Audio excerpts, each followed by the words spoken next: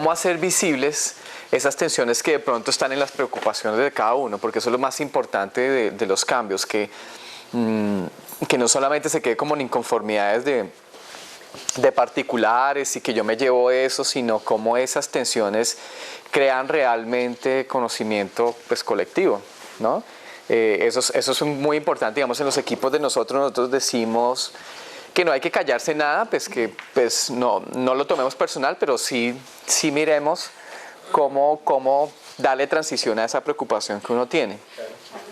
Porque es que uno no tiene, sobre todo los procesos de primaria, no tienen que ir a constituir un modelo como imposible de gestionar. Yo sé que pues ustedes tienen unas cosas muy precisas y eso es lo valedero, ¿no? La cosa es cómo nutrimos las dinámicas para que eso se haga de otra manera. Entonces, bueno, ya habíamos comenzado como algunas preguntas, no sé si tienen otras, la idea es no responderlas, pero la idea es que se las guarden para que ustedes puedan como contestárselas en el camino, ¿no?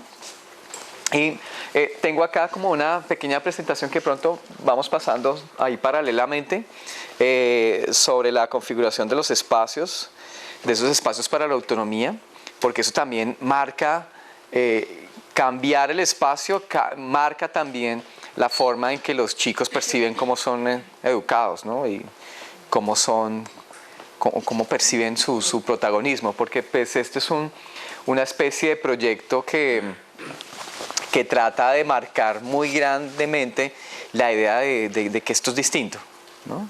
Y eso es pues, distinto más efectivo, porque a veces se suele cambiar las cosas y no ser muy efectivo, ¿no? Entonces, bueno, pues la gran pregunta es el cómo, ¿no? El que tú hablabas hace un momento. Y ahí sí la gran recomendación es sembrar ese cómo como la base para empezar a crear realmente nuevas rutas, ¿no? Pues yo siento que lo primero que hay que hacer es como un diálogo de base, ¿no? Con dos elementos fundamentales que son, primero, el tema de la continuidad. Y el tema de la continuidad no es continuar todo, sino que ese diálogo de base también tiene que ir muy engranado con esas experiencias conquistadas en el ciclo inicial, que ya fue el trabajo puntual, que fue de hecho muy bonito y no me canso de mostrarlo en la red porque es realmente una producción de conocimiento muy buena, de elementos explícitos e implícitos en la experiencia de ellos. Entonces, recibir un poco la sugerencia de qué cosas son importantes que continúen, no todas, ¿no? No todas, porque nosotros sentimos que el cambio también es importante, que los niños sientan el cambio de ciclo es un factor de diferenciación importante, porque pues volvemos al mismo punto, la vida cambia y tiene cambios drásticos, ¿no? Entonces, la idea es que sí cambie. La idea es que sí cambie, pero qué elementos son importantes mantener, qué dinámicas son importantes mantener. Entonces, el primer diálogo de base es el tema de la continuidad y el otro diálogo de base es el proceso de formalización del conocimiento. Ya lo habíamos dicho, ¿no? En el ciclo inicial tenemos un conocimiento construido desde el pensamiento simbólico. Y significa cambiar también, tercero de primaria, no sé, yo descubrí que es una edad fabulosa, o sea, la transición no está a los 5 años, está exactamente en ese punto que ustedes no se han sabido cómo leer muy bien, porque sí cambia las intenciones, sí cambia la actitud y las identidades de los chicos, entonces ahí tenemos un proceso también de formalización que ellos van a tener. Entonces, ¿qué cosas están en transición en el tema de la continuidad y qué cosas van a la formalización? Básicamente, llegar con una propuesta de ambiente es importante, ¿no? Pero volvemos a decir, no solamente cambiar el ambiente como pudiera ser, con una antigua dinámica de trabajo no va a funcionar. O sea, eso ya de entrada corre el riesgo de fracasar con muy malas impresiones, ¿no? Entonces, yo diría que una buena estrategia de ambiente, pues de hecho Tengo algunas imágenes de, de experiencias de primaria en cómo se configura el ambiente, pues sería muy bonito como mirar ustedes cómo se ven en eso, ¿no? Entonces, para mí lo radical sería primero continuidad, el proceso de escucha. Eso es importante. No sé si el de la documentación ustedes se pueden tomar un poco más de tiempo, porque sería muy bueno que lo aprendieran a hacer para poderlo transmitir muy bien a los chicos. O sea, eso sería un ejercicio no permanente, que documenten, no un documento, no un ejercicio que ustedes van a decir, yo aquí ya me quedé documentando toda la vida, porque la idea del ciclo de tercero en adelante es que nosotros no documentemos, sino conectemos y gerenciemos los procesos de los chicos, pero que sean ellos quienes manejan esas herramientas. Eso es, realmente es muy hermoso, o sea, verlos a los chicos documentando, disponiendo en la mesa sus fotografías o en el computador y ellos mismos organizándolas para tratar de transmitir. Eso es realmente muy lindo y uno ve las maduraciones y la capacidad de conectar ideas que a veces a uno no le queda muy bien. Una de las grandes deficiencias de las maestras a la hora de contar es que a nosotros no nos enseñaron a contar, a conectar el pensamiento en grandes ideas. Eso no lo enseñaron. Entonces, por eso es un ejercicio muy difícil en los otros ciclos. No importa si yo soy muy joven y si yo vengo a la universidad y hice tantos, siempre va a seguir siendo un ejercicio muy difícil. Entonces, pues sí, la recomendación es capacitar al equipo en gestión del conocimiento, en cómo esas ideas premium empiezan a tomar posición y cómo las rutas se van configurando en las conexiones entre unas y las otras. Ese pensamiento es difícil y tiene que ser un ejercicio permanente que empieza en la reflexión. Ese es como el punto de vista, el punto de partida, pero eso ya ha avanzado cierto proceso en los chicos. Al mes ya podemos empezar a mirar qué estamos relacionando y eso, ¿no? Obviamente con nuestra hoja de ruta, que es nuestra malla curricular, que no sé cómo la llamen acá. Sí, exacto. Eso siempre tiene que ser una brújula. Para nosotros es una brújula, no para seguir la dirección de ahí, sino cuáles van a ser los encuentros que vamos a tener con los chicos. Por eso yo hablo de una gerencia de la malla curricular, porque pues esa malla curricular no es definitivo y lo decimos así pues como abiertamente, no se gestiona linealmente, sino por eso hablamos de una gerencia. ¿Qué elementos importantes sacar ahorita y cómo voy a gestionar después lo que tengo pendiente? ¿Qué priorizo como pensamiento rígido y qué priorizo como pensamiento flexible? Ahorita les muestro un pequeño cuadrito que pues, nos organizó y simplemente una bobada como organizar puede generar claridad en los equipos. Esa sería primera y yo siento que el primer ejercicio tiene que ser el ambiente. El ambiente con esas condiciones, un ambiente que genere participación, un ambiente que genere autonomía. Entonces, ¿ustedes cómo trasladan su control de grupo en esas dos dimensiones, ¿no? Porque no, pues hay que entender que para nosotros históricamente ha sido muy difícil generar un proceso de formalización sin nosotros dejar el control, ¿no? Y eso también es importante, no quiere decir, no es satanizar el control del maestro, es decir, cómo yo poco a poco voy ¿cómo es que le llaman cuando la gente está muy ocupada? Como delegando. Eso, es exactamente la misma cosa. O sea, yo sé que se van a sentir un poco incómodos en esa delegación porque como nos lo dicen unos maestros, pues que yo siento que no voy a trabajar. No, de hecho, en el ciclo aquí también decían, ¿no? Decían, yo a veces siento que no trabajo. No es que no trabajes, es que como maestro, director, especialista, debes saber lo que tiene que estar sucediendo, pero no siempre tiene que tener nuestra mano allí metida. Algo que los niños conquistan en el ciclo inicial es esa capacidad de llevar el empoderamiento de su propio conocimiento y eso es fabuloso. Por eso yo hablaba al principio que también es importante hablar de esa pérdida de derechos de los niños, ¿no? El otro día estaba, pues con todo respeto al colegio, en el colegio granadino, que es como el colegio de la asociación SACS que queda en Manizales. Entonces era muy lindo ver, por ejemplo, todo el preescolar lleno de cosas, dibujos originales de los niños, construcciones por todas partes, laboratorios por todas partes, y pasaba uno un portal y entrabas a la primaria. Y la puerta, o sea, yo no tuve que entrar a los salones para entender la situación. en eso de las pérdidas de derechos. Entonces eran ya pues los formatos que tienen de cartoncito para poner los nombres de los niños, y entonces eran 20 payasitos iguales, 20 palomitas, 20 corazones con el nombre escrito del niño allí en la entrada. Y había un profesor que precisamente causó mucha conmoción, un profesor americano que entró a trabajar, y el hombre llegó tatuado, con un brazo tatuado así. Y eso para la sociedad manizalita ha sido un trauma. Que haya un profesor de quinto de primaria con el pues así el señor, con el brazo tatuado. Entonces lo lindo de este profesor fue que él les explicó a los niños por qué pues había tenido ha vivido una vida bastante dura, y cada tatuaje significa un hecho trascendente en su vida, por qué se ha tatuado eso allí. Entonces la puerta de ellos son brazos de ellos mismos con todas las imágenes significativas de su vida de los niños, una cosa fabulosa. Entonces uno viene de payasito, payasito, payasito, palomita, palomita, palomita, con todos los nombres escritos ni siquiera por los niños, por la maestra, ¿sí?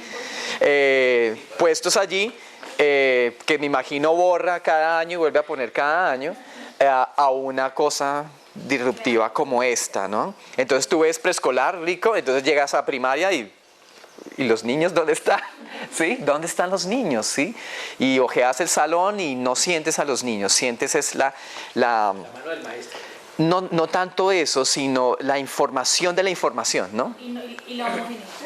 Sí, ya no ves el pensamiento del niño allí guardado como esas cosas, sino ves el mapa que sobresale encima de todas las cosas, ¿no? Ves el gráfico del sistema reproductor femenino masculino saliendo. Entonces, ¿cómo construimos identidades donde todo eso se pueda acoger, ¿no? Ese es como el tema del espacio tiene un tema de función, ¿cierto? Tiene un tema de trascendencia. ¿Para qué le va a funcionar ese espacio? O sea, tenemos que ver el espacio no como un contenedor de niños, sino una herramienta importante en la gestión de mi trabajo. Pues volvemos al mismo punto de la sensorialidad. No hay nada más importante y trascendente que un espacio sensorial que facilite el conocimiento. O sea, tú no aprendes nada si no tienes una experiencia con ese algo. Y esa experiencia está contenida en 3 ambientes importantes, que es el contexto, donde estás, o sea, un ambiente de calidad. O sea, pues se supone que pues mi especialidad los últimos años debe ser, y debió haber sido porque es lo que me toca transmitir, son los ambientes de calidad, ¿sí? Y esos ambientes de calidad pues es un contexto indispensable en la experiencia. Otro contexto indispensable en la experiencia es el lugar del cuerpo allí, ¿no? Ya miramos imágenes. Miren estos adultos, ¿no? ¿Cuál es el lugar del cuerpo en el proceso de aprendizaje? ¿Sí? No, o sea, que estén sentados no garantiza que aprendan. Recuerden la proporción de los sentidos en el aprendizaje, ¿no? Entonces creo que el cuerpo habita la experiencia, entonces es muy importante. Y la tercera, que es fundamental, es la materia con que trabajamos, ¿sí? Si yo trabajo con números, mi materia es la materia numérica, digamos así. Toda materia es transformable, o sea, le damos la posibilidad al niño de experimentar los números, de llegar a deducciones distintas a las que nosotros tenemos pensados. Por ejemplo, un ejemplo bastante disparatado, pero pues, es posible. Cada uno de ustedes trabaja con una materia específica, con la lengua, con el cuerpo, con los materiales, con distintas, son sus lenguajes de sus disciplinas. Entonces, cada lenguaje se configura a través de una materia que lo comunica y lo explica, pero esa es la base de la experiencia. La experiencia tiene materia, cuerpo y espacio. Entonces, ¿cómo construimos un espacio que le dé un lugar al cuerpo y sobre todo que ese cuerpo encuentre insumo para construir conocimiento? ¿Sí? Claro, así sean pruebas en hojas o test o talleres en hojas, la materia es entonces una materia reflexiva, puedes transformarla, eso también le da un dibujo distinto a la forma en que construimos el conocimiento, pero no nos vamos a meter hasta allá. Los equipos cotidianamente se han construido en 2 intenciones, ¿no? Una en la dimensión de las competencias de cada uno, ¿cierto? Y entonces se asume como un trabajo individual de su competencia, o cuando tienen áreas, pues de la competencia de las áreas, ¿no? Entonces, pero ese es el modelo más usual, el modelo de las competencias, ¿no? Cada uno se dedica a lo que tiene que hacer, ¿no? Si yo soy maestro de inglés, entonces me dedico al inglés, Sí, si yo soy de arte, me dedico. Ese es el modelo de competencia. El otro modelo es el modelo docente de complementariedad, que es el que busca el ambiente transdisciplinar, el ambiente interdisciplinar. Pero ¿cómo se logra este? Primero, sabiendo que nosotros somos interdependientes, o sea, que mi trabajo no lo puedo hacer en esa dimensión si no estoy aliado con otro de otra disciplina, por ejemplo, o si no sé leer. Sí, pero eso también es un ejercicio docente, porque una cosa es meterse al salón de maestros, como sucede en los colegios, a gestionar mis trabajos así, y otra cosa es generar dinámicas de ese salón de maestros, ¿no? Que son la colegialidad que habla Reggio Emilia, ¿no? O sea, la dimensión colegial. O sea, cuando nosotros entendemos que este circuito es un circuito para la reflexión, para la organización, ¿no? Para la proyección de cosas, ¿no? Entonces eso tiene que ser un ejercicio implantado dentro de la dinámica de cuando nos encontramos juntos, porque podemos estar todos en el mismo salón, pero cada uno está generando las gestiones de su competencia. Entonces ese es el modelo de competencias, ¿no? O podemos estar, bueno, yo tengo que hacer mis propias cosas, pero tengo un horario en que tengo que hablar de tal tema con tal profesor, entonces estamos en otro ambiente distinto. A ver, nosotros hemos dicho siempre que un maestro, sobre todo los maestros de preescolar que tienen que llevar todas las habilidades de los niños, siempre caen en un plano operativo y es muy difícil ver más allá de ese plano operativo. O sea, tengo que traer esto, tengo que el niño se cayó, es chiquito, el papá, la mamá, que todo anda de encima, entonces la maestra lleva eso y pierde la perspectiva. Cuando construimos la dimensión colegiada de eso, quiere decir que tú ejecutas tu proyecto, pero el proyecto ha sido reflexionado por fuera de ti mismo. O sea, todos ayudamos a la configuración y a la expansión de ese proyecto y a que tome profundidad, que tenga proyección siempre, que esté activo en la colaboración de todos. Entonces la maestra lo que hace es que recoge los aportes de los demás y continúa su plan operativo, pero ahora con una perspectiva mayor. ¿Cuál sería la dinámica como en los equipos de primaria, donde cada uno tiene su especialidad, ¿cierto? Su competencia es lograr momentos de interconexión interdisciplinar. Pero eso es una dinámica que se tiene que establecer como parte de dinámica del grupo, ¿sí? Pero es que sí, todos queremos, pero no tenemos tiempo. Pues eso, claro, que era lo que nos pasaba, digamos, en la Contraloría. Todo el mundo tenía tanto trabajo que realmente no es porque administrativamente no se pudiera, sino que había que gestionar todo eso y no había tiempo para eso. Entonces, la prioridad es, por ejemplo, tener un espacio de reflexión conjunta sobre un tercero, que es el proyecto. Sí, tú puedas que no estés en el proyecto de esos niños, pero tu calidad de expertos, ¿te acuerdan que esta mañana yo les hablaba? Ustedes tienen como docentes y como expertos. Docente, el que ejecuta su disciplina, sus objetivos, sus cosas, y otra cosa es la calidad de experto, cuando tu saber transversal es competente para algo. Es que ustedes como veía en una película, ¿no? Pues se estrelló el avión, tal cosa, ¿dónde hay un médico? Pues el médico sale y dice, bueno, se rompió el pie, pero entonces no podemos hacerle cirugía, pero mientras tanto le hacemos tal cosa. Entonces todo el mundo le ayuda a la persona. Entonces es muy importante el saber del especialista. O sea, más allá de este maestro que está en 10º grado enseñando física, ¿cierto? ¿Cómo nos puede alimentar su saber en un proyecto de 3º de primaria?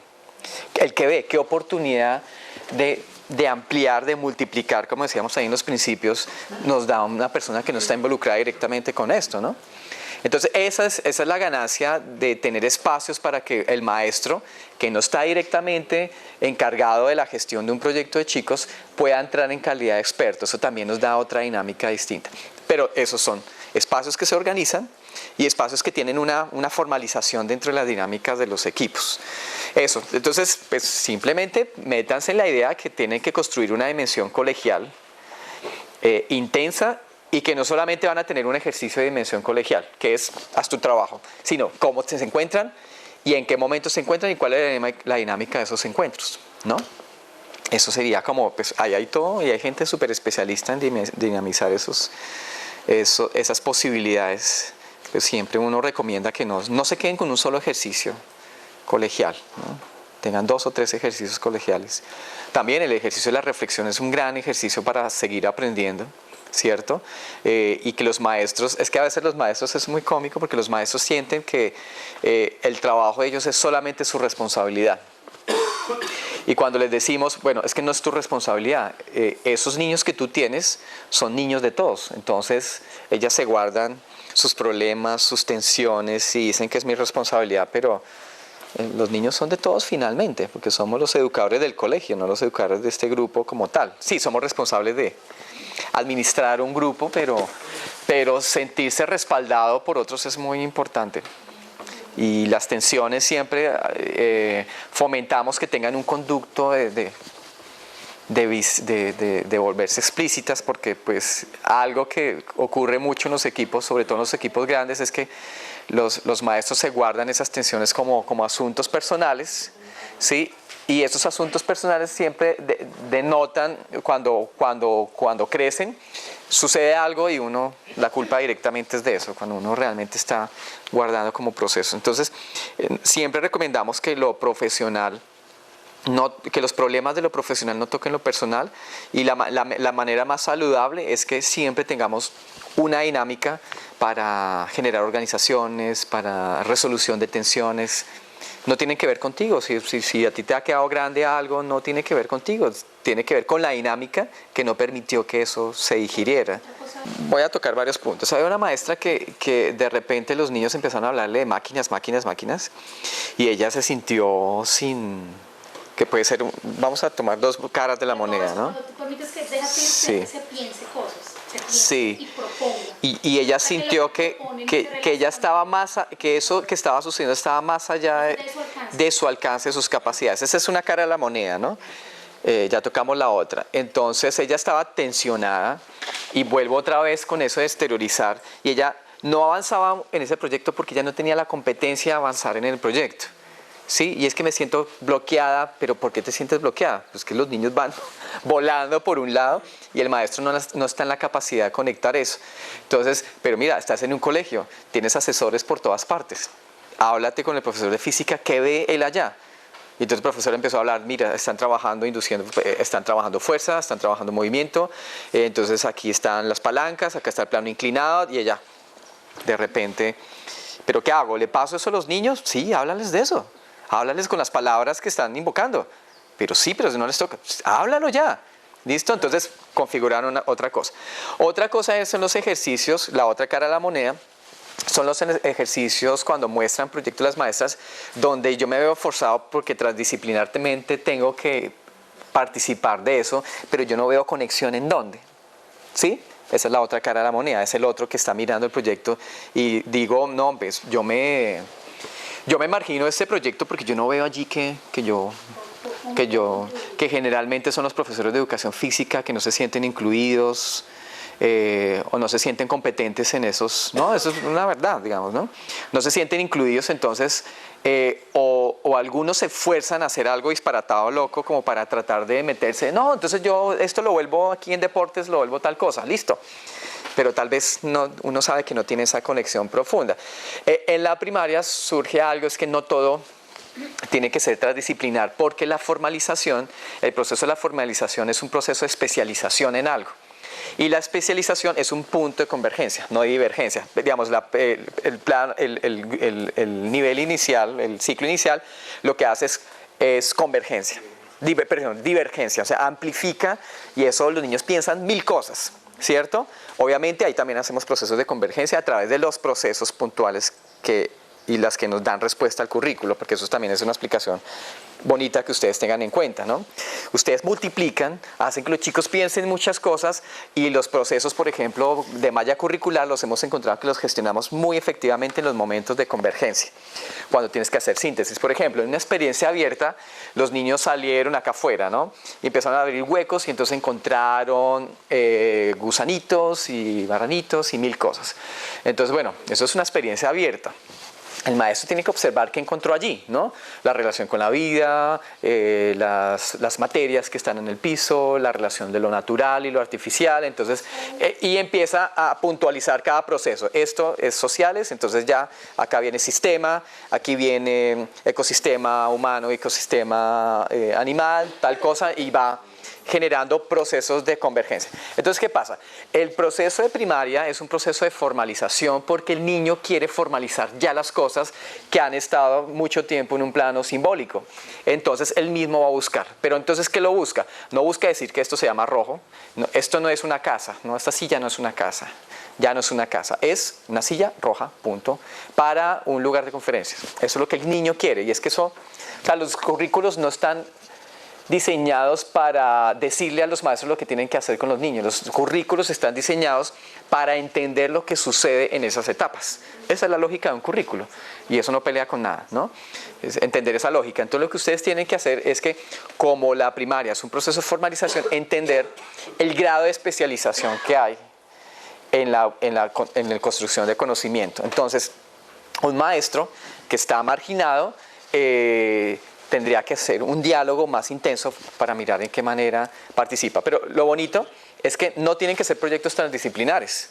Pueden ser proyectos interdisciplinares. Simplemente estoy profundizando en algo, pero me alimento de otra disciplina para entenderlo de otra forma. El ejemplo de ayer de los creativos de Bavaria, ¿no? Ellos se sentían extraños explorando harina, ¿no? Eran unas montañas de harina. ¿Y eso qué tiene que ver con la cerveza, la harina? No, era básicamente, a ver, ¿qué pasó?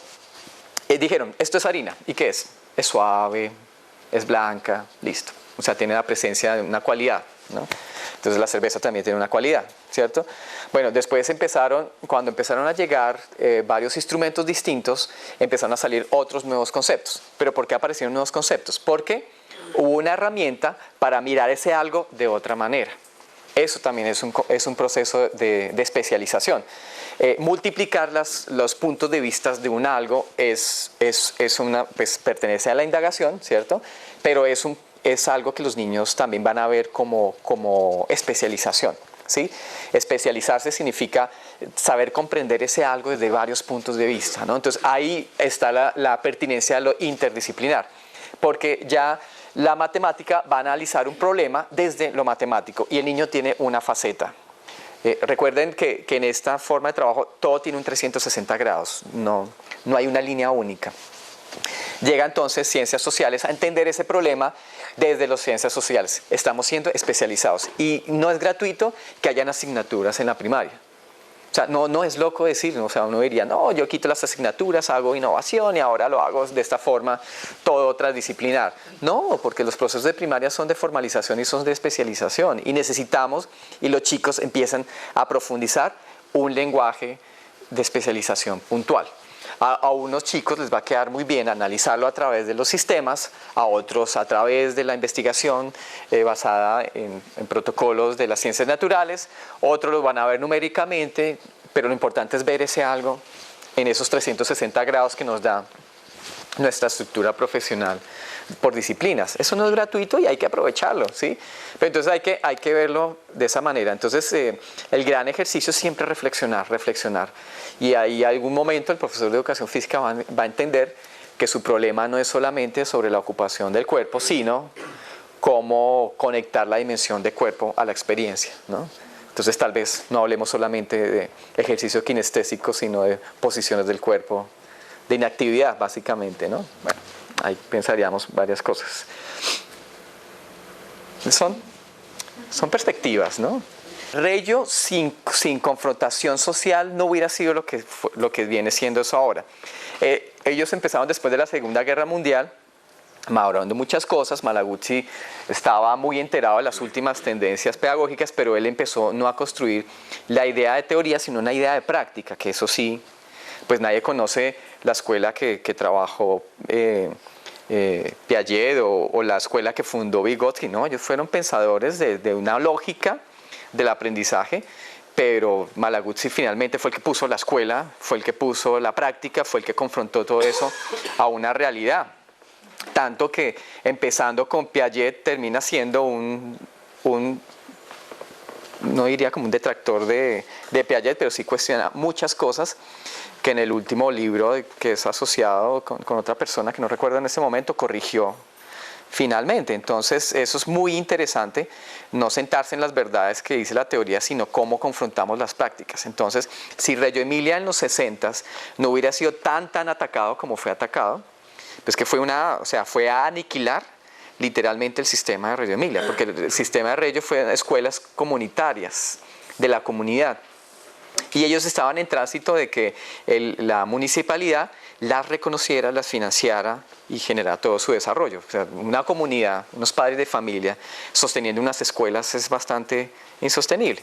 Entonces estaban buscando que pues hubiera un reconocimiento político de las escuelas, pero a ese reconocimiento político se le sumó que el sistema escolar era llevado por comunidades religiosas.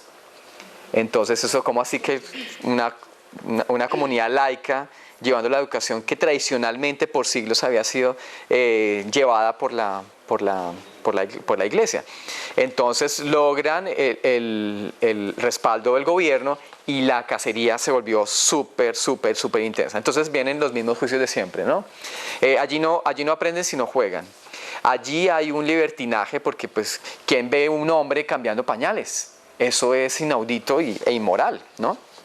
Entonces empiezan a haber muchas cosas. Los sateleristas legalmente no podían existir, o sea, no podía haber nadie que no fuera un maestro licenciado en educación. Y Malaguzzi mete esto en los años 60, mete a los artistas a trabajar con los niños, pero ellos legalmente no están permitidos, ¿sí? Entonces, ¿qué hace? Pues en su nómina los pone como oficios varios. Y eso es la forma de justificar el pago a los artistas.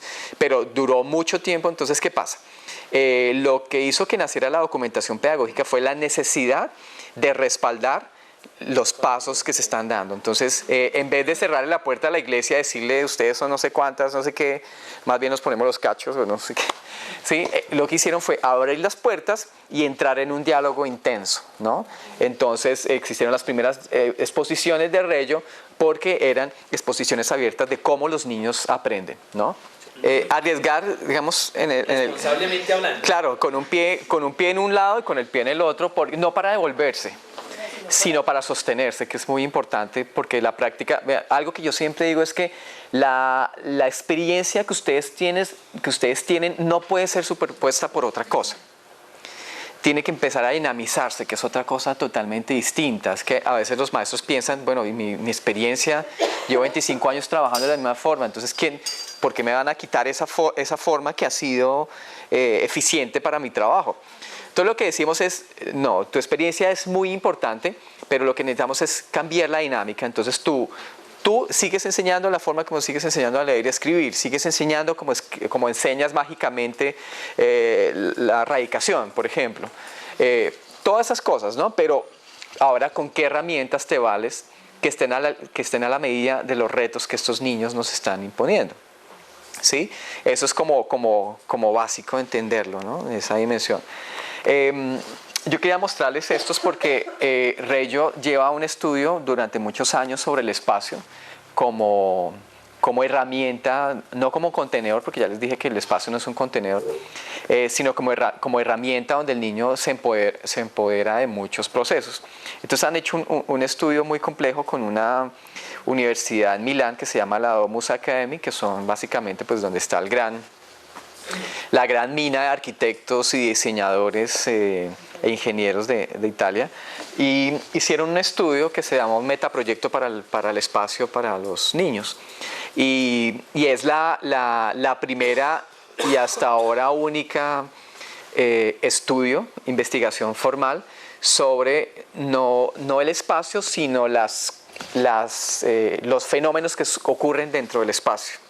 Y eso ha sido muy bonito porque pues ahora que hay estrategia para la primera infancia en Colombia, se están haciendo públicamente unos jardines y unas escuelas muy hermosas, ¿sí? En todo Colombia. Resulta que todos esos estudios, cuando nosotros empezamos a indagar por qué están estas construcciones tan avanzadas, sobre todo también en los colegios públicos, y tuvimos la oportunidad de ir a un foro de arquitectura y pedagogía, y cuando vimos estas construcciones absolutamente increíbles y bien puestas, que decíamos, es muy serio, el estudio que hicieron es increíble, pero nosotros teníamos la referencia de Reggio, Y cuando nos acercamos a los arquitectos le dijimos, ¿dónde ustedes estudiaron esto? ¿Cómo hicieron el estudio? Decían, no, es que el estudio ya está hecho. Y yo, ¿pero en dónde? Es Reggio Emilia. Entonces uno como que de repente se encuentra con eso. Y es que han estudiado muy profundamente la relación del ambiente en la cualidad del aprendizaje. Entonces encontraron un estudio, unas palabras claves como por ejemplo la ósmosis, la epigénesis, la multisensorialidad, la adaptabilidad, la habitabilidad, la participación, la constructividad, la comunicación, la transformabilidad, la flexibilidad, la transparencia. Esos son conceptos, pero que uno dice ¿cómo se come eso? No, ósmosis significa que existe un punto de tránsito entre el adentro y el afuera, entre la ciudad y la escolaridad. Son estructuras diseñadas totalmente transparentes en los entornos urbanos para que los niños tengan a primera mano toda la información que tienen de afuera. Mocus en el 2000 algo hizo ese experimento con las escuelas públicas en Bogotá y lo que hizo fue ampliarlas, tumbar los muros, ¿sí? Tumbar los muros, o sea, visibles porque pues quedaron rejas, tumbaron los muros y ampliaron las ventanas y dejaron transparencias. Pues esto en su época no lo iban a entender las maestras y al mes ya estaba todo pintado con esmalte, hasta el nivel donde iba la antigua ventana, ¿no? Sí. Sí, el estudiante no puede ver hacia afuera. Entonces Mocus decía que los padres deberían ver cómo están educando a sus hijos y los hijos deberían aprender de la ciudad. Esto es absolutamente vanguardista que ya Reggio, no creo que se hayan mezclado, pero yo siento que a veces es una lógica del mundo, ¿no? Esa es la ósmosis, un poco que haya esa transitoriedad, ¿no? La epigénesis es que es la capacidad de todo espacio de generar procesos, ¿sí? O sea, si yo encuentro esto, con esto, el niño o el estudiante viene e inmediatamente configura una articulación entre las dos cosas. Por eso pensar lo que está en el ambiente es fundamental. Por eso hablamos de autonomía. Yo dejo mis cosas acá y los niños van a encontrar la referencia de cómo van a construir conocimiento. Lo que van a hacer es que lo van a configurar a su manera, ¿no? La multisensorialidad, hablamos de eso, espacios con una rica calidad sensorial, ambiental, que pertenezca más a la identidad de nosotros que a la identidad del conocimiento nada más. ¿Cierto? Que la participación, mire que la estructura misma del espacio, las filas suprimen la participación y agrandan la jerarquía del maestro. Entonces, solamente hacer esto rompe la jerarquía del maestro y encontrarse con el otro significa una interacción, ¿no? Entonces ya inmediatamente. Adaptables significa que yo puedo cambiar un mueble y volverlo tal cosa, coger esa biblioteca y moverla de esta forma y ya construir dos nichos distintos que no sea una geografía estática, sino que se pueda mover. Que sean habitables, y esta habitabilidad no significa que yo quepa en el lugar, sino que esa habitabilidad me respalda a mí como identidad. O sea, vuelvo y les digo, no están solamente los mapas y los dibujos de los sistemas reproductivos, sino que tenemos nuestra historia condensada ahí y hace que ese lugar sea más mío que de la información, porque eso suele suceder, ¿no? Las aulas son lugares de la información, no de quienes habitan allí, ¿no? Entonces, son como cualidades, ¿no? Participación, constructividad. Ya hablamos que el niño tenga posibilidad de cambiar y generar usos distintos del mobiliario.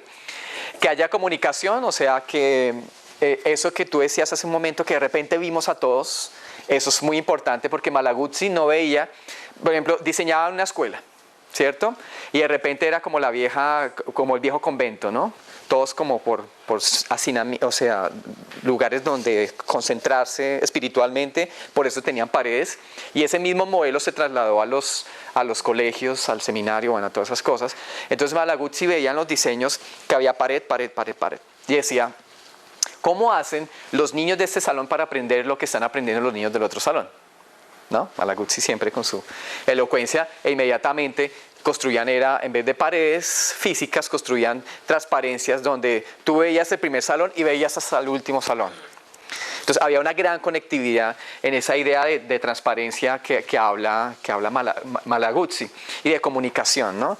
Eso era fundamental. El nido que se diseñó en Manizales a través de propuestas de Reggio Emilia tiene ventanas en todos. Entonces uno ve todos los procesos de todos lados y ve los niños de un salón mirando lo que hacen los niños de otro salón, ¿no?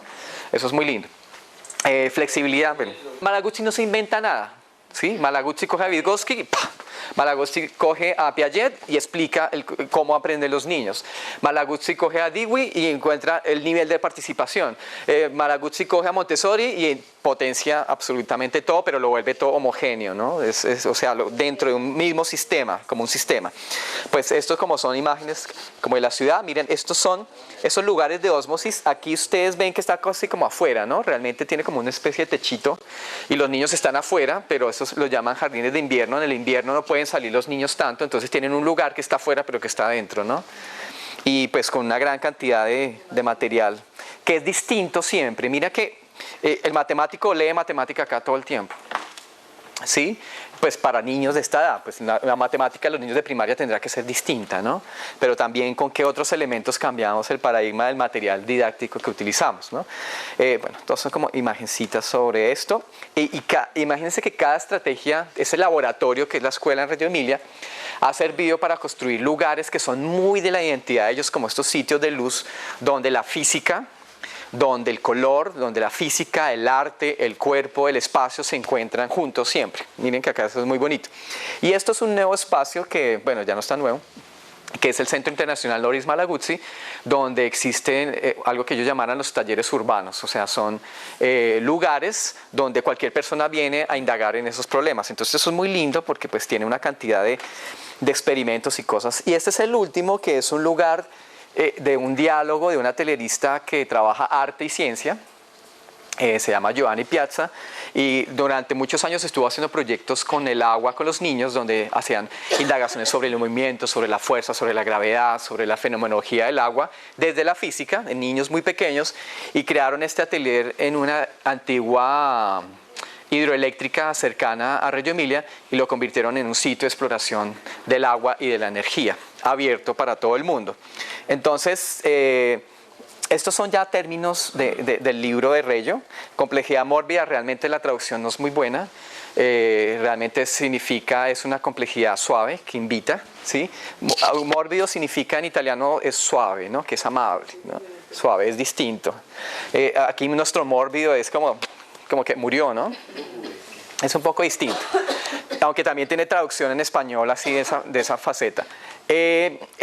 Hablas sobre todo como de un lugar amable donde las relaciones, des en cuenta la presencia de las plantas, la presencia de una armonía, ¿sí? O sea, estos lugares explican las identidades de los sujetos que las habitan, más no la función específica, ¿sí? No es una máquina, ¿no? Es un lugar de relaciones, es un lugar importante, ¿sí? Estos son los comedores de los niños. Eso también le gastan mucho tiempo. Eso uno dice que va esto, pero le gastan mucho tiempo porque significa el amor y la interdependencia entre las personas. O sea, si tienes interdependencia y cariño entre los grupos, la gestión del conocimiento es mucho más eficiente si hacemos esa traducción, ¿no? Bueno, y cambian cosas, de repente viene una violinista y irrumpe un poco con la cotidianidad. Esta es la alta capacidad de epigénesis, significa que lo que yo coloque, mire por ejemplo con niños pequeños, lo que yo coloque en este espacio es determinante para la calidad de la experiencia. Entonces tengo que pensar siempre, pensarme todo el tiempo, yo cómo voy a hacer, si mi disciplina es muy formal, si está contenida solamente en los conceptos que están allá, pero yo no puedo materializar, mi búsqueda siempre será cómo materializar ese conocimiento que todavía no sé cómo, eso era lo que hablábamos hace un segundo, ¿no? Ya desde la misma arquitectura se genera una relación muy, muy importante. Ya les muestro un colegio Montessori que es así. Esta dimensión de construir pues una dimensión amplificada de comunidad es que ellos dicen que sus escuelas son centros culturales, ¿no? Entonces, por lo tanto, siempre hay una atmósfera de comunicación, ¿cierto? Y de encuentro de la comunidad. Acá ellos están discutiendo en el tiempo, hace ya más de 8 años, 10 años, cómo iba a ser esa escuela primaria que estaban pensando para saltar del preescolar a la primaria, ¿no? Entonces aquí hay una reunión con el alcalde, con los representantes de la Secretaría de Educación allá, los padres, cómo va a ser esa escuela que nosotros queremos para nuestros hijos, qué valores va a tener, ¿no? Entonces la escuela, el lugar es no solamente un aula que contiene ejercicios pedagógicos, sino también cómo trae ejercicios pedagógicos de la comunidad acá, ¿no? Encontrarse, hacer meetings, es un ejercicio comunitario indispensable para estas personas, ¿no? Entonces los gestionan constantemente allí. El cambio de la verticalidad de los servicios, ellos dicen que ellos son también enseñantes. Nadie en la institución es maestro o servicios generales, sino que todos son enseñantes, dicen allá. Entonces hay como una verticalidad en ese sentido. Esto, que es la documentación, que esperamos que sea construida, estos son paneles que se construyen dentro de los mismos salones para comunicar el estado actual de los proyectos, ¿sí? Básicamente eso respalda porque uno dice, no, pues que los niños todos los días vienen con cosas nuevas. No, la forma de hacer momentos de convergencia son estas documentaciones que le dicen al chico, ¿dónde estás? ¿Cuáles han sido tus pasos? Es una especie de metaconexión grabada en el espacio, ¿sí? Esto los chicos lo hacen en sus bitácoras, que son estas cositas que cuelgan acá. Son las bitácoras, ellos llevan bitácoras personales, pero estos son bitácoras de cada paso del proceso en su proyecto. Y miren que están disponibles, hay información, acá están los padres mirando y discutiendo con la maestra porque ellos no entregan informes, ellos todo el tiempo, la comunicación es a través de esto, ¿no? Hay criterios, por ejemplo, antes de realizar la conformación gráfica de una documentación, ¿cuál es la ruta que tú tomaste para llegar a eso? Entonces los niños te dibujan mapas y me dicen, esta fue mi ruta. Yo empecé aquí, después me encontré con esto y de ahí me salió la idea de que esto. Entonces, listo, mira que esa ruta te dio una especie de libreto, de guión, donde vas a poner cada fotografía. ¿Esto cómo le llamas? Encuentro con la magia. Listo, encuentro con la magia. Desarrolla el capítulo de encuentro con la magia. ¿Cuál sigue? La magia son las máquinas. Ah, ok, desarrolla el capítulo, pero ¿qué conexión hay entre una y la otra? Uno lo lleva a programar esas habilidades de comunicación que son importantes. Sí, eso es fabuloso, es muy lindo, pero yo siento que hay que vivirlo primero, hacer documentación, entrar en tensión con la documentación, con la narración, como estoy haciendo yo en las narraciones en la documentación. No digo para que se queden eternamente documentando, porque la idea no es que ustedes documenten en la primaria, sean los chicos los que generen los procesos de documentación. Uno documenta como el general. Estos chicos están haciendo algo acá, pero los procesos puntuales, que son todas estas cositas, estas cosas minuciosas, lo debe hacer un niño del grupo que hayamos desarrollado. La estrategia de grupos también, eso es otra cosa que ustedes deben aprender muchísimo, es que los grupos tienen pues una fenomenología, ¿no? Tienen unos roles, tienen unas dinámicas y las dinámicas cambian, entonces eso hay que aprenderlo. Yo siento que pues personalmente debo como indagarlo un poco más porque pues fue un encuentro solamente con las identidades de los chicos y dijimos no, vámonos por los grupos, pero creo que tenemos que indagarlo un poquito más. Constructividad, todo el tiempo el salón es un laboratorio donde suceden cosas, donde se traen cosas, ¿no? Donde se puede construir y deconstruir.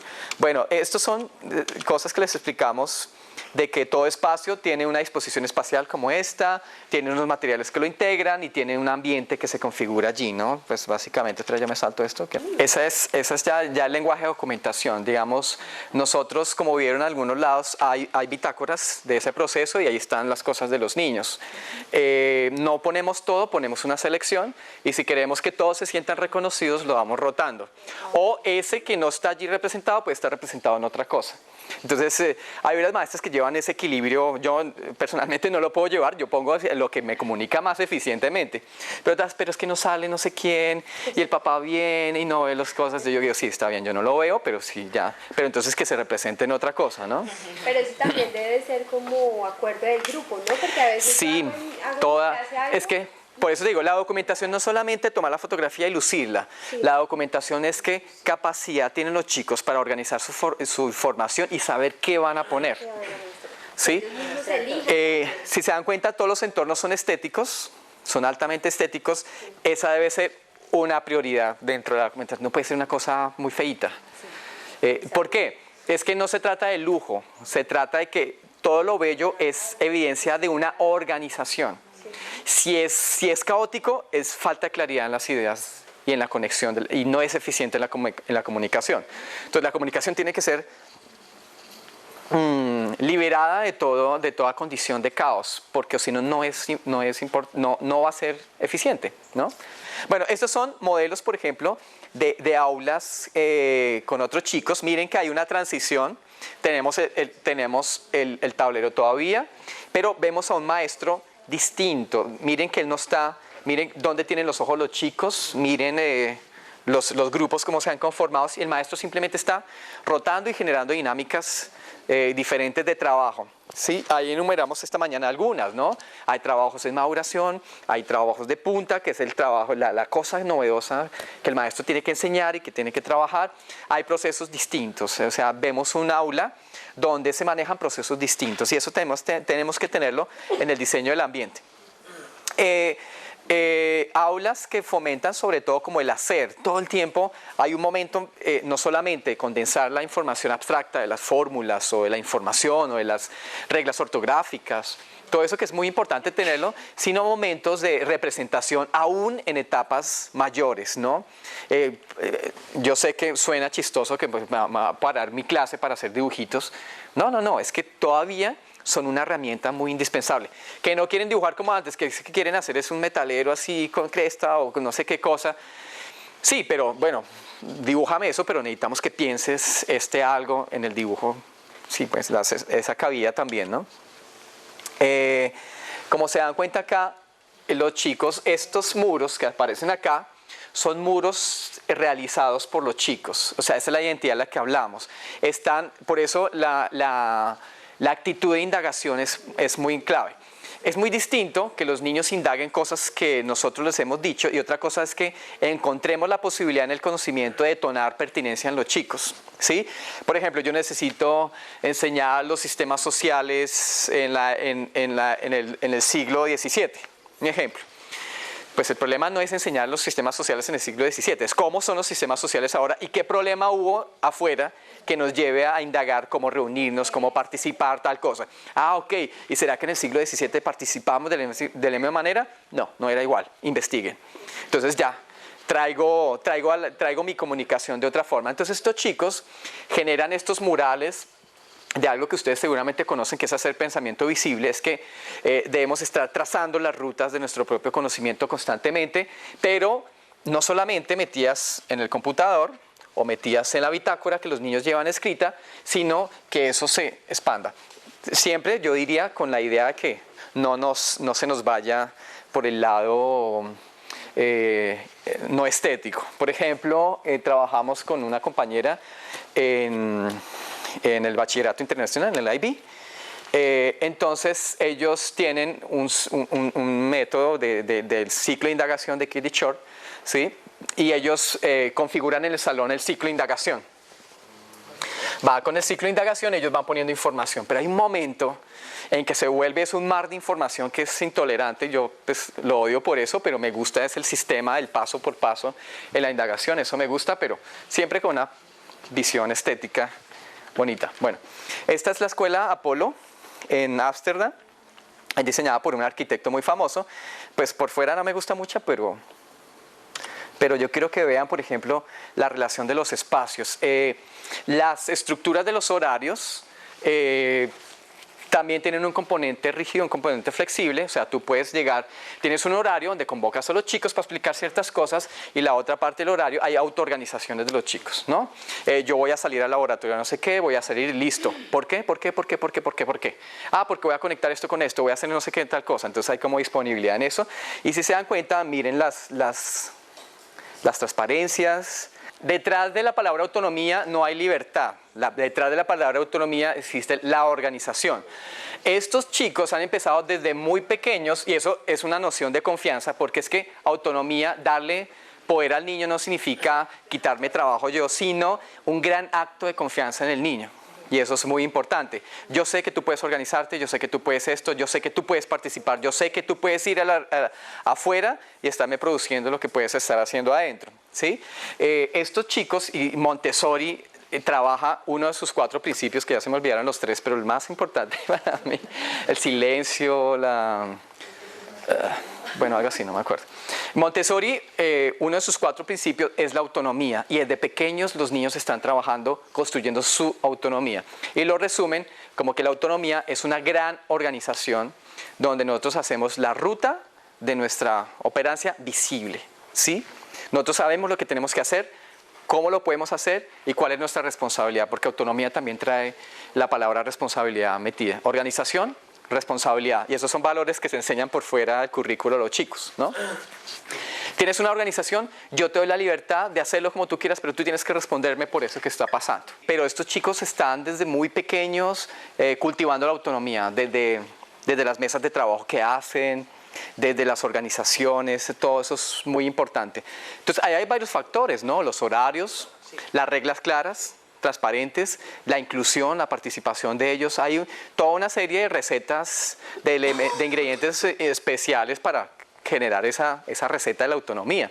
Eso lo construyen ustedes de alguna manera porque pues es la lógica, ¿no?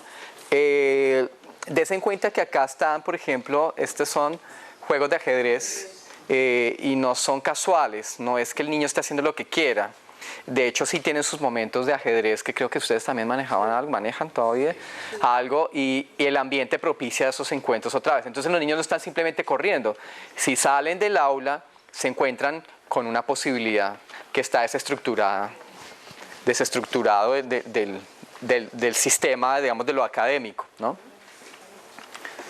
Esto es otras experiencias, pero lo importante es mirar acá, es la descentralización, como hablábamos hace un momento del maestro, ¿no?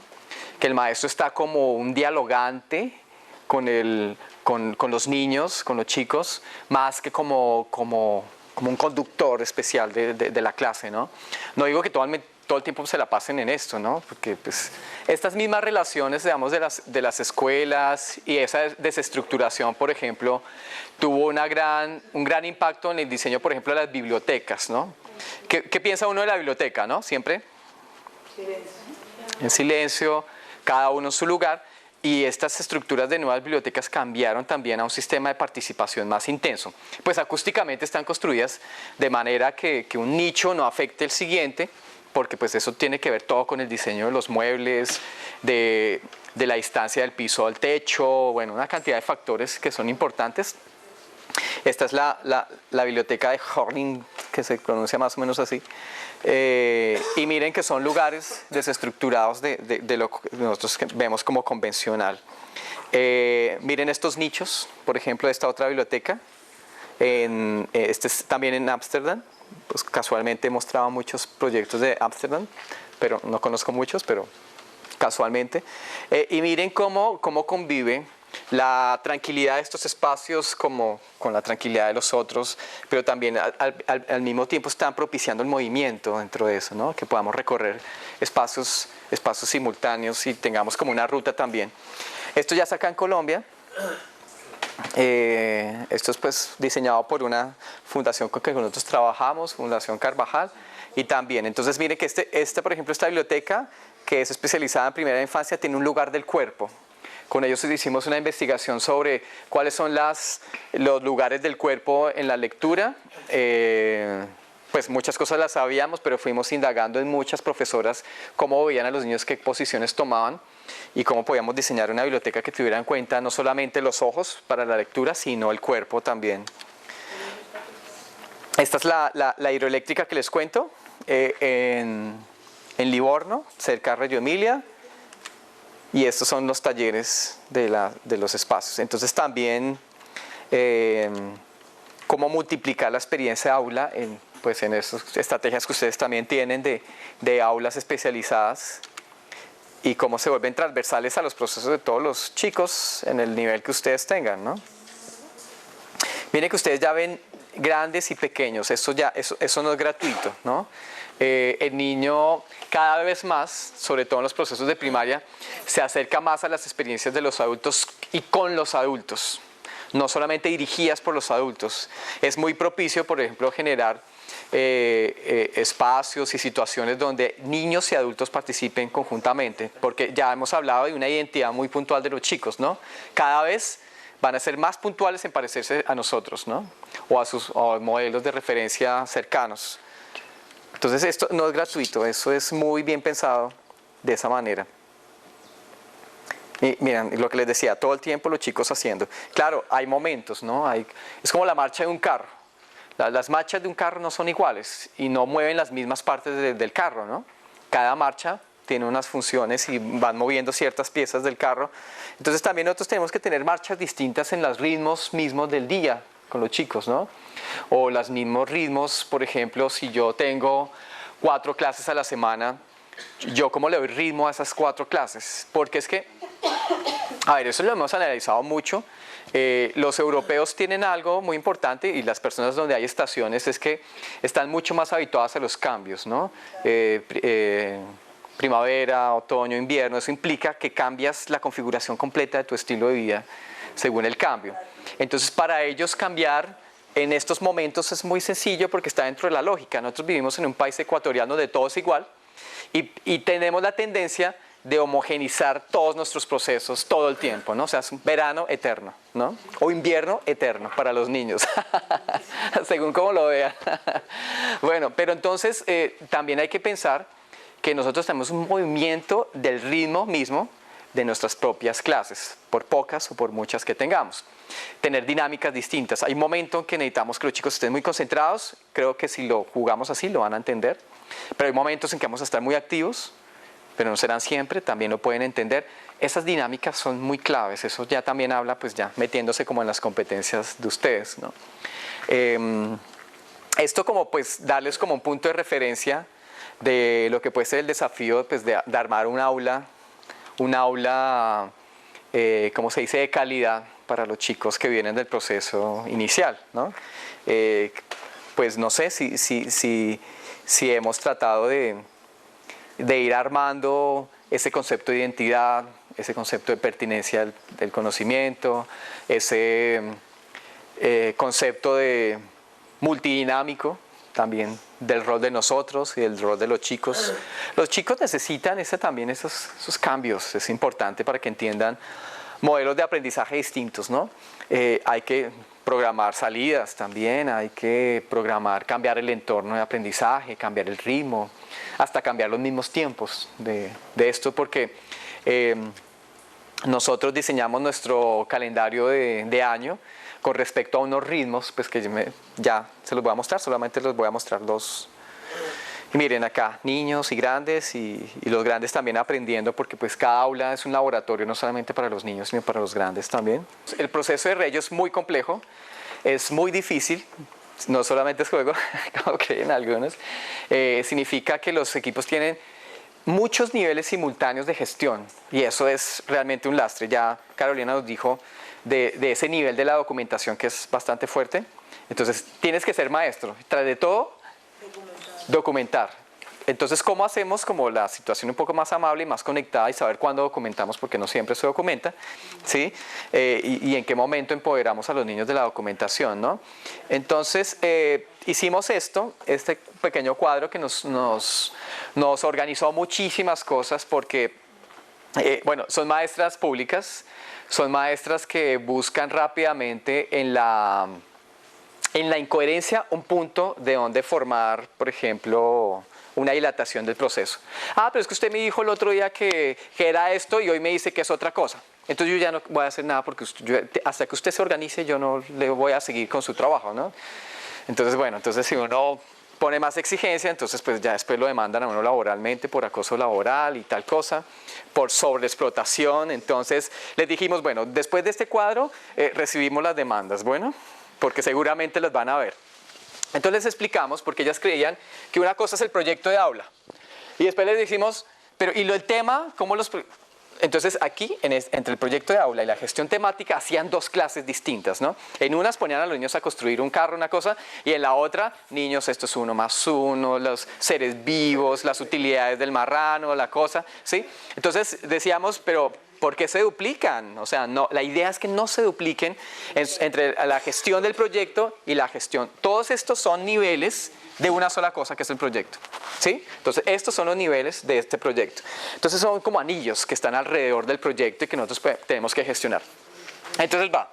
Primero, decíamos, tuvimos que explicar paso a paso qué es un proyecto y pues es bonito que lo entiendan. Un proyecto es donde se hacen visibles los intereses, las hipótesis, las preguntas que surgen de los estudiantes. Eso es un proyecto. Se define o se ubica como un contexto de indagación. O sea, esa es la disculpa. O sea, si están jugando a los carros, listo. Ahí yo le voy a meter matemática, todo lo que quieran, ¿no? Ahí, porque esa es la disculpa. Y voy a usar ese contexto, que es el proyecto, como disculpa.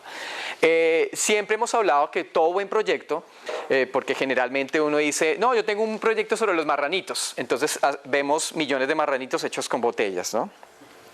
Y se cree que es solamente representar. No, eso no es un proyecto de Reggio Emilia.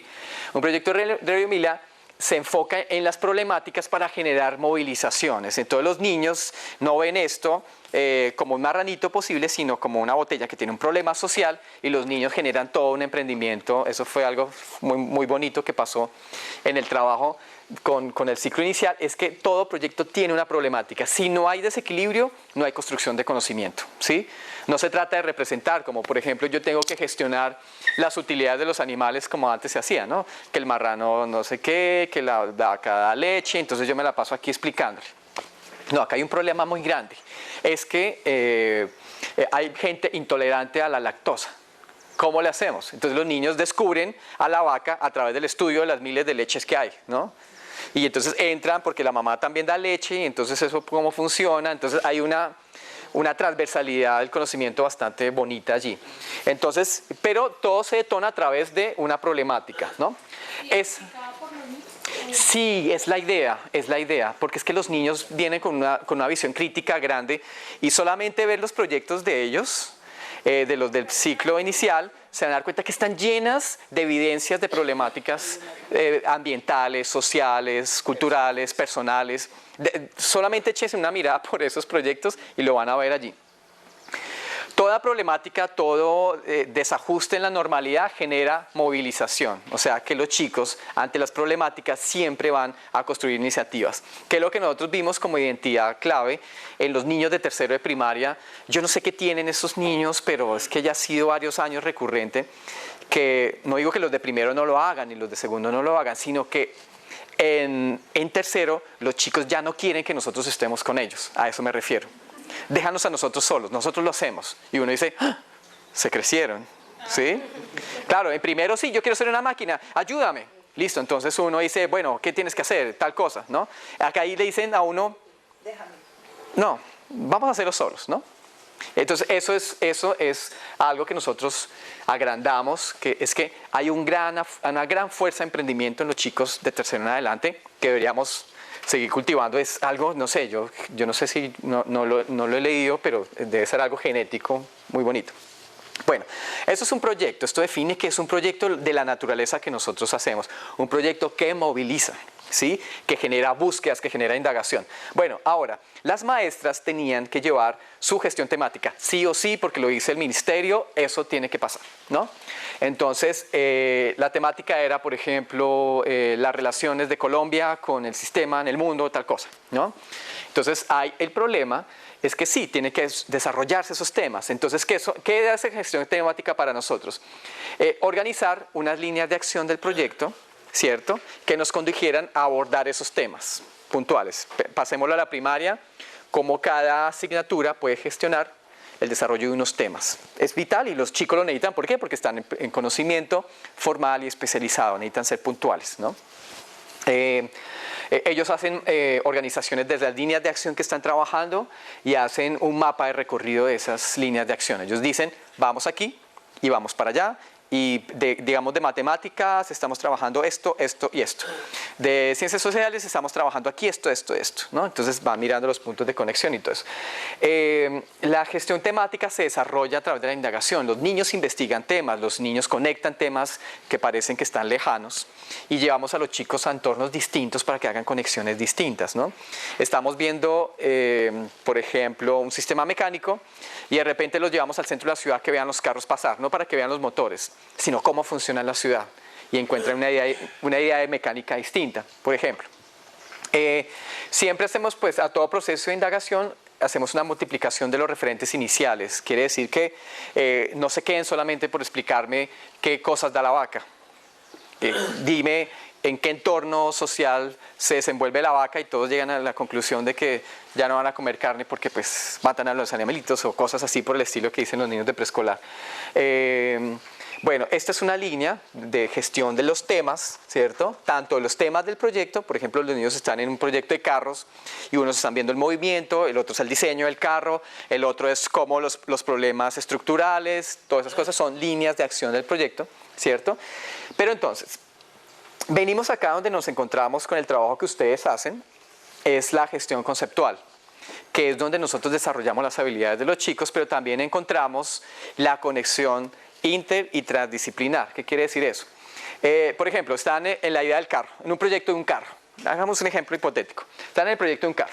La gestión temática es que uno está trabajando el motor, otro las ruedas, el otro es el color y el diseño. Esos son los temas, digamos, que van dentro de eso. La gestión conceptual.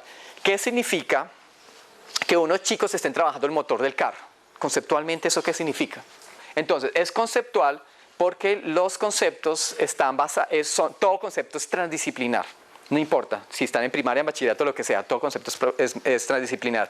La mecánica está presente en las ciencias sociales, como hay mecánica en las ciencias sociales, mecánica como cómo funcionan las cosas, ¿cierto? Podemos transferir esa palabra, cómo funcionan las cosas, a... ¿cierto? O sea, el niño puede hacer una analogía entre el funcionamiento del motor y el funcionamiento de los sistemas sociales. Sí, ¿cierto? ¿La matemática tiene una mecánica? La relacionaría con otro concepto. Sí, exacto. Entonces, abstraemos esto porque esto que pasa acá no es nada si no tiene este soporte que profundiza en las ideas principales de esas gestiones temáticas. Entonces, aquí ellas se nos confundían. Pero bueno, ahora hay que hacer ¿qué? ¿La temática o el concepto? Pero dígame, explíqueme cuál hago y yo se la hago, ¿no? Entonces decía, no, es que son las dos. O sea, tú no puedes tener una gestión temática. Es que el tema es el polo a tierra. El concepto es el concepto reflexivo. ¿Sí? O sea, si no hay reflexión, no hay transferencia de conocimiento, no hay multiplicación de referentes, si no hay interpretación y no hay todos esos procesos, ¿no? Entonces, básicamente se los explicábamos así. Hallar los motores que sustentan esa intención. ¿Qué hay detrás de eso, no? ¿Qué hay detrás de los niños que están trabajando el diseño del carro? Juan Carlos, hay que decir que ese es de los temas más difíciles. Súper difícil. Y entrenar la mente a eso es muy complicado. Y encontrarse con eso. Lo que pasa es que él dio el ejemplo rápido y fácil, cómo funcionan las cosas y uno empieza a encontrar vínculos, pero vaya uno mediante ese... Ya les digo, digamos, hay recetas, tranquilos, no todo se queda al talento humano. Pero, digamos, los niños constantemente lo hacen no de una manera explícita, sino de una manera implícita. ¿Sí? Porque cuando somos niños, vemos una cobijita e inmediatamente refiere a mamá. Mamá y cobija no se parecen, pero hay un elemento conceptual común. ¿Cuál es? La calidez. Sí, esa es la forma que uno explica el concepto. ¿Sí? Entonces, en cuestión de conocimiento, en cuestión de comprensión, como habla la EPC, ¿cierto? En cuestión de comprensión, el punto no está en la forma en que se representa, sino el concepto el motor que sostiene esas cosas. ¿Qué hace ese motor? Que cuando encontramos el hallazgo conceptual, inmediatamente se conecta con muchas disciplinas y cosas distintas. Esa es la conexión que yo espero que encuentren en ese ejercicio de gestión transdisciplinar e interdisciplinar. Eso es todo un desafío. Hay que entrenar la mente, hay que ir a Río Claro, pero ahora no a hacer deporte, sino a meditar, ¿cierto? Sí, a decir, voy a hacer un acto difícil con mi vida. Toda gestión tiene un proceso y pues tiene que ver los tiempos, no se preocupen. Por eso es que yo les digo, mira, aquí tú estás muy enredada diciendo cómo lo va a llevar, pero es que no tienes que llevarlo sola. Bueno, vuelvo y te digo, esto tiene que ser dimensión colegiada e inter y transdisciplinar. ¿Por qué? Porque lo que tú no ves, el matemático lo va a ver. Lo que tú no ves, el físico lo va a ver. ¿Sí entiendes? Eso es la capacidad de generar un entorno de pensamiento conceptual. Bueno, entonces, ¿qué eran para explicarles a ellas qué era? Pues lo conceptual. Realmente lo estaban manejando muy bien, solo que pues, era como una forma de dilatar el tema, ¿no? Bueno, sustentan, entonces hay una generalidad, hay unos conceptos clave, unos conceptos relacionados y generar una conexión transdisciplinar. Nosotros traíamos entonces a los rotativos y les demostrábamos el proyecto y les decíamos, ¿tú qué nos sugieres? Mira, es que los niños están hablando de tal cosa, súper, un hallazgo nuevo. Entonces tenemos un concepto nuevo, tenemos movimiento y tenemos, entonces el artista nos dice, No, es que descubrir la dimensión del color es indispensable para la identidad. Ah, ok, toda mecánica tiene una identidad. Punto. Entonces ahí conectábamos conceptualmente las intereses. Entonces ya les muestro un cuadro sencillito que hacíamos nosotros. El gran coco del proceso, ¿no? El gran disruptor de los procesos de Reggio. Cómo gestionar el currículo. ¿Sí? Entonces decíamos, según, ¿no? Ustedes que tienen que gestionar habilidades de desempeños de la EPC o las competencias del ministerio, que son más o menos muy homólogas, muy homogéneas, los contenidos curriculares por área, según pues, la persistencia. Entonces, ¿qué hacíamos? Era decirles que a las maestras que ustedes son gerentes de su proyecto, miren en el proyecto la oportunidad de vincular ese currículo que tiene que volverse un currículo emergente. Quiere decir que cuando los niños llegan al carro y la mecánica, yo que meto acá, según para los niños de tercero de primaria, ¿sí? Que hay en ciencias naturales que el niño debe aprender que yo tenga pertinente aquí. Y flexible, ¿no? Muy flexible. Pues claro, tiene que ser flexible. Claro, entonces yo sé que desarrollé un bloque de contenidos curriculares, pero me quedaron algunos de más. Entonces tengo que buscar la oportunidad de provocar un entorno en donde entremos a eso. No, chicos, les tengo una pregunta. ¿Sí? Esto no lo hemos indagado. ¿Qué tal si nos hacemos unas preguntas sobre esto? Y es la manera de gestionar eficientemente mi currículo. Yo lo digo muy fácil, pero realmente es un poco más complicado, ¿no? Por eso les digo, todo es un ejercicio, no puede ser entrada. Bueno, a todo esto, al proyecto, a la gestión temática, a la gestión conceptual, a la gestión curricular. Bueno, les decía, estos currículos, esto no está acá porque fue una deducción posterior, tienen un componente rígido y un componente flexible, que era el que hablábamos, ¿no? Un componente rígido, el que yo tengo que decirle a los chicos, esto es así, de esa forma, o que ¿quién más si no es el maestro quien explica eso, ¿no? Y otros que son de cultura general, que pues, el maestro va gerenciando para que los niños los desarrollen paulatinamente a lo otro. No hay orden, el conocimiento no tiene orden, ¿no? Entonces es continuo y discontinuo, se adelanta y se atrasa, eso es lo que explica el ministerio de qué es el conocimiento. Pero todo esto nosotros necesitamos una serie de instrumentos para que esas marchas funcionen, ¿no? Necesitamos unos instrumentos para gestionar, ¿cierto? En este caso usábamos el ciclo de indagación de Katie Shore, usábamos mapas, rutinas de pensamiento, el espacio ambiente era un instrumento para gestionar el proyecto, las acciones del atelier, o sea, no tenían atelier, entonces hacían momentos de atelier, de construcción con los chicos, era todo un instrumento. Las acciones inter y transdisciplinares, esos encuentros entre maestros eran indispensables como herramienta para gestionar los proyectos de los chicos. Allí, en este momento, habían, por ejemplo, instrumentos de evaluación, uno sencillito que era una rúbrica, ¿sí? Pues empezamos con la rúbrica de los maestros de qué tantos desarrollos sobre Reggio tenían, entonces ellos se autoevaluaban. Eso era privado y ellos mismos se proponían el trabajo. Pero también podemos hacer rúbricas para que los chicos encuentren su nivel en el proceso. ¿Sí? O sea, es una forma como de quitar la calificación, sin quitarla.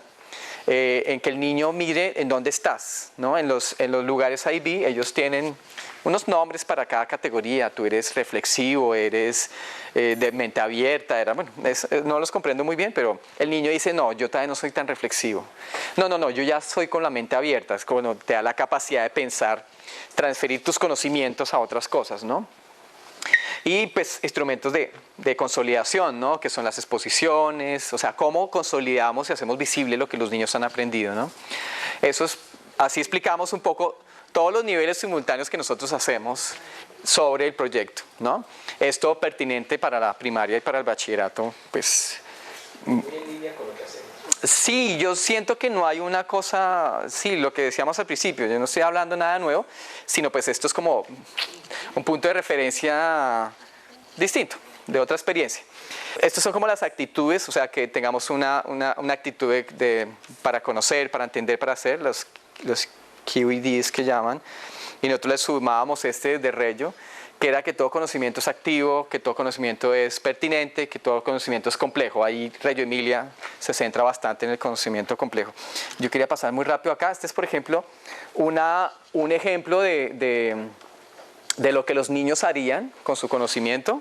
Es que tienen el nombre de su proyecto Y acá definirían cuáles son las líneas de acción que llevan en el proyecto, ¿no? Los que llevan el motor, los que llevan el diseño, los que llevan las implicaciones de la infraestructura, un ejemplo. Y acá van encontrando unos tópicos y unas relaciones. Entonces, existe, por ejemplo, el nombre del proyecto y la maestra le pone una generalidad. Ellos están hablando de los carros, pero realmente sobre el movimiento, por ejemplo, ¿no? Entonces los conceptos hacen una lista de conceptos generales y a cada línea le hacen, por ejemplo, el motor, entonces el mecanismo, ¿no? El motor del carro es el mecanismo. Aquí lo del diseño es, por ejemplo, la identidad. Aquí es sobre las estructuras, la infraestructura, entonces pueden llamarlo infraestructura, bueno, no sé. Y aquí ellos empiezan, todos estos son puntos que los niños van tocando y a cada punto temático se hace una, ¿cómo se dice? Una resignificación conceptual. Y así ellos van avanzando hasta que pues tienen toda una gestión. Aquí están solamente la gestión temática y la conceptual. Este es el ciclo de Kitty Short que usamos nosotros allá. Estos son solamente unos pasos en la actitud de indagación, que es transversal a todas las disciplinas. ¿Sí? De que haya una invitación, hay una atención que empieza a modificar, una investigación, un momento de revisión, un momento de exposición, cuando los niños comunican lo que han aprendido, y vuelve otra vez el círculo como a eso, después se los pasaremos ahí. ¿Dónde estaba? Esta es la rúbrica, no, ya no hay más, listo.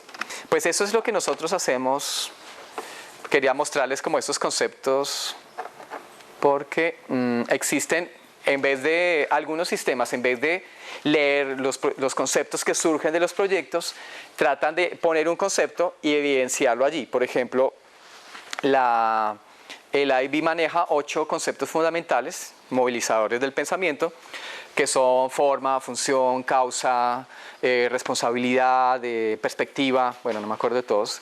Pero, por ejemplo, si los niños están en el carro, el primer concepto, forma del carro. Entonces los niños explican la forma del carro. Función, ¿para qué sirve el carro?